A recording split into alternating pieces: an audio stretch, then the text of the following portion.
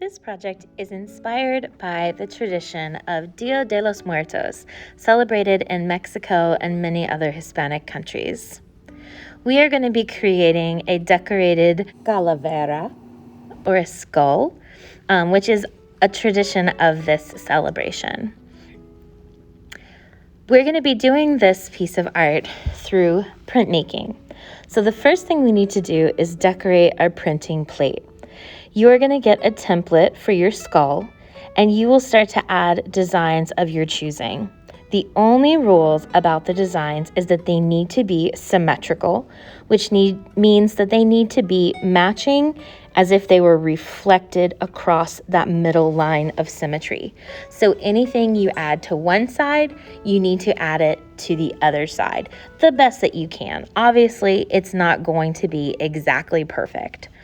Another rule is that we are not writing any words, letters, or numbers, because a good thing to think about is that everything that you add is going to print in reverse, which means when it prints, it's going to look like a mirror image of what you're drawing in front of you.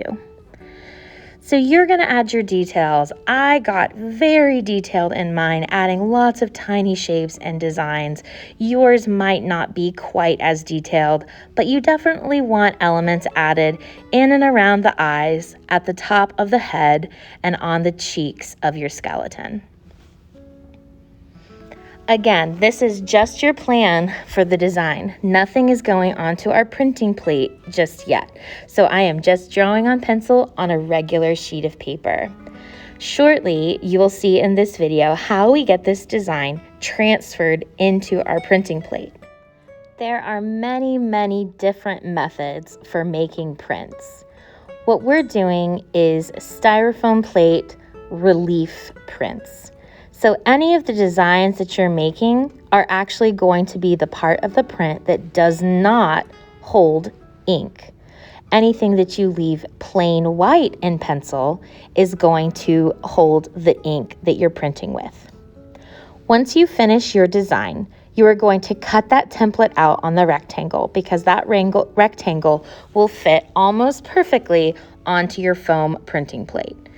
Now in this video, I'm recycling an old printing plate, which is why there's a mark on mine, but yours will be completely blank. You're going to tape your template across that top level so it's kind of like a flip pad. Then you are going to use a pen and start to trace over any designs that you want to show up on your printing plate. Now as you're tracing them, you're going to have to press hard, because I'm not actually worried about making the mark on the paper. I'm worried about pressing or making a dent into the printing plate below. This is going to take some time, this is going to take some patience, and this is going to take some hand muscles. If your hand gets tired or sore, take a break, stretch it out, and then keep going.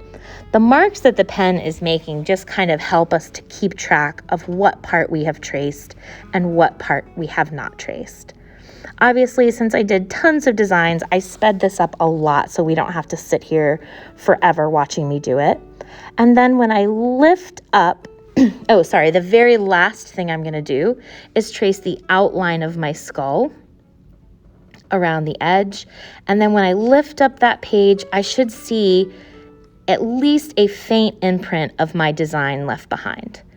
I'll use my scissors to trim off the outside of that plate so that all I'm left with is the skull. Now, for some of you, some of these marks might be ready to go. They might be nice and dented in.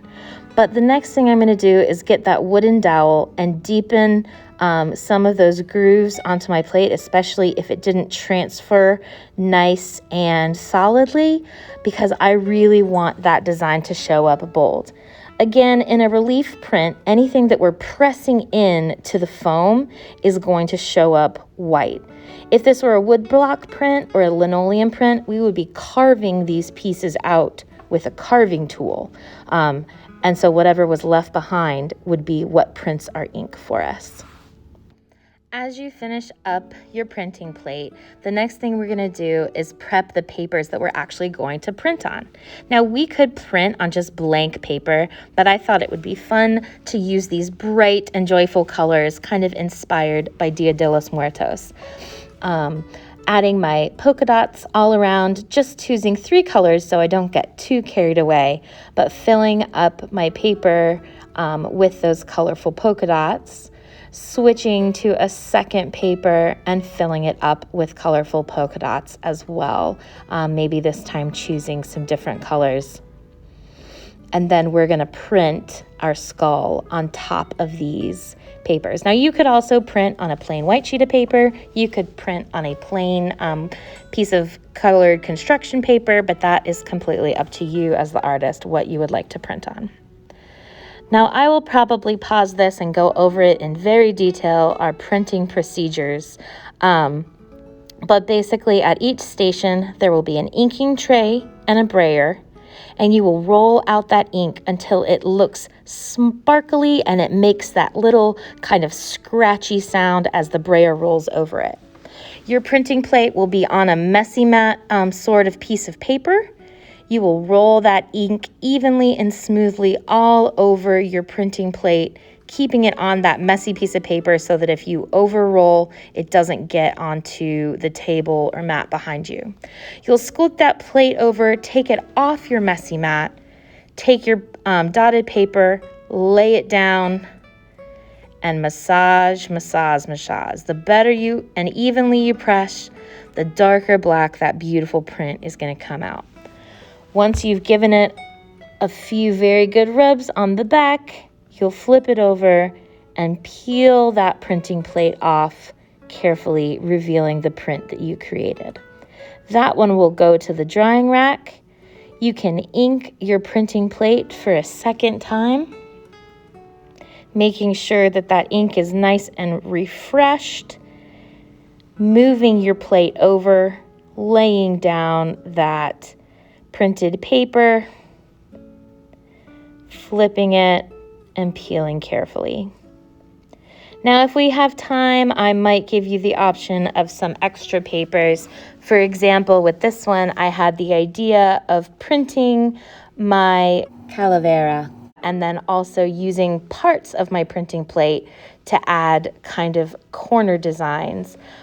We might do that in this project, we might not. It just kind of depends what time we have.